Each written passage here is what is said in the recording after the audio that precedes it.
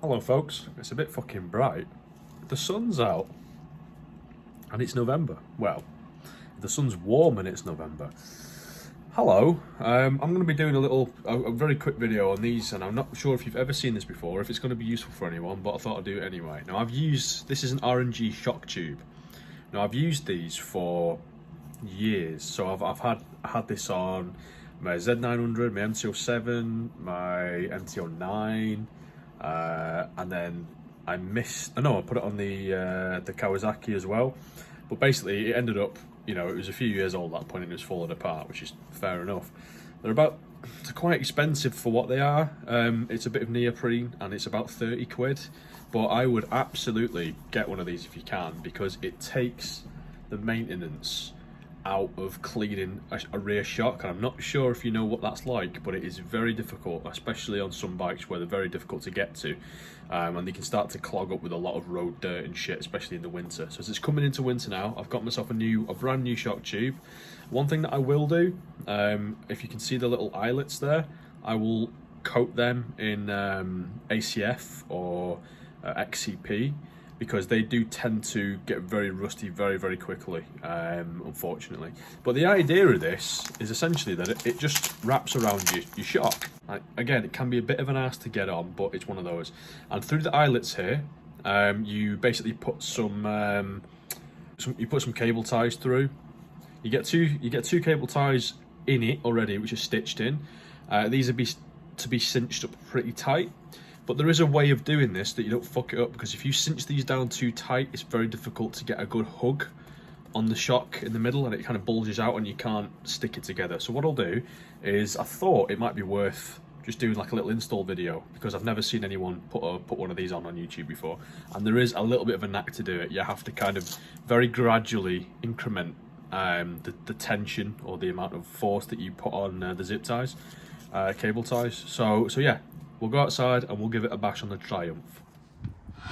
So on this bike, it's kind of difficult to get to the shock actually. And what I would do if I were you is I'd give it a wipe down before you do anything on the actual spring area, because you're not going to be able to do it afterwards. So yeah, the effort here is going to be getting this actual thing round and down. So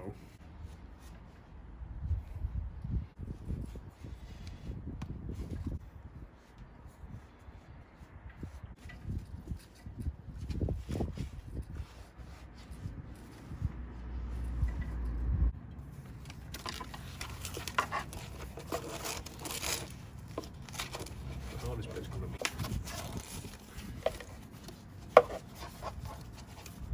You want to get this down as far as you can.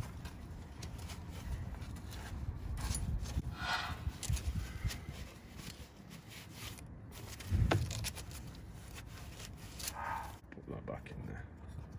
So this can be a fucking arse to do.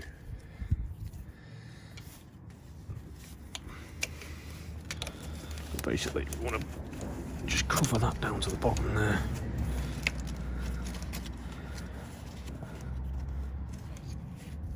Right, so that's generally there.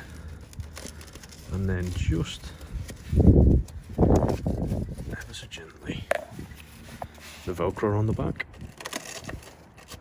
There we go, just so it stays there. And then we're going to go underneath. So you just pull your fingers around, shake it up. Now, it's kind of difficult, but don't let any of the zip ties fall out. Because at this point, it's very difficult to put them back in. And then get the bottom part stuck together if you can. It's very difficult on this bike.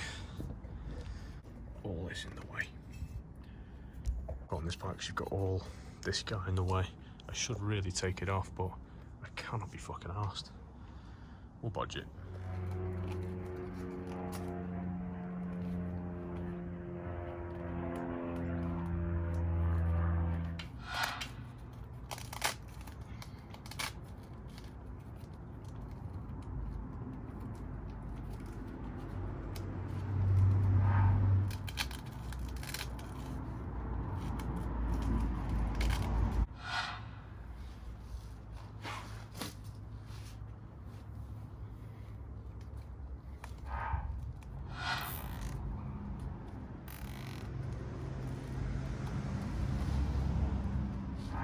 Right, so after a lot of sort of finagling, it's very difficult on this bike to actually get this on, so what you have to do is, you're not going to be able to zip the middle one up, unfortunately, dirty hands, but you can get the top and the bottom ones on. And now, the easiest thing to do is to come underneath, and what you want to do is you want to bring this guy up, bring it over, just nip up the ties, nip up this tie here, don't need to do them tight yet, make sure this is even, pull this across, and it's very difficult, but sort of work the Velcro with both hands, using your hands down here, push it down until you get to this point here, and then once you've Velcroed it up to this point, you can then pull this zip tie to get it nice and tight, and then pull this guy as well, get it nice and tight. Remember, you can always move it around so the logo's facing, but you can kind of see that there. And then for the top, exactly the same thing, make sure it's around and then tighten them up, and then basically bring the collar in. You'll see what happens in a minute. Tighten this guy up, and then same up here, make sure you can get to them, cut them off, and then spin it round to whichever angle you want it at. Nice and tight. Bit of an arse to get an angle on this.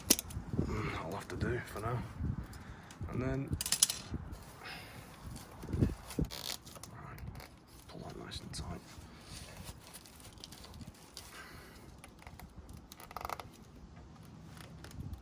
There you go.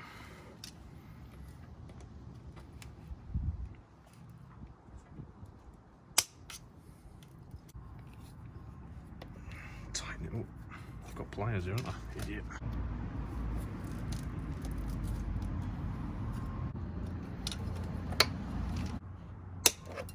There we go.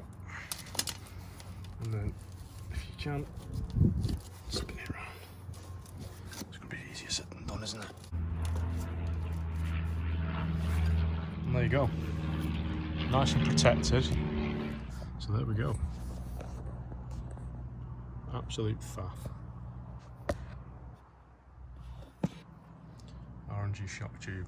You just spin it round, hide these at the back. It's not of major importance. But the major thing is that this one, the top one and the bottom one are all cinched up and the Velcro's together. There's no neat way to do it, I don't think, unfortunately. But it's just one of those things. So there you go. It's a lot more of a faff on this bike. I've never done one on a Triumph before, but yeah, it's really faffy with that, the way the swing arm is made, the way that it comes around and it goes through, the shot goes through the swing arm, instead of it being kind of like on an angle that you can kind of get to the whole way around. It is, to get that bottom bit is very, very hard. So what I've had to do is cinch the top up, Velcro it all through the back. It's not particularly very neat, but hey, it does the job. And it's not there to look nice, it's there to do a functional job, and as long as it does that, I'm not too bothered. And it's fine at the bottom, it just looks a bit weird.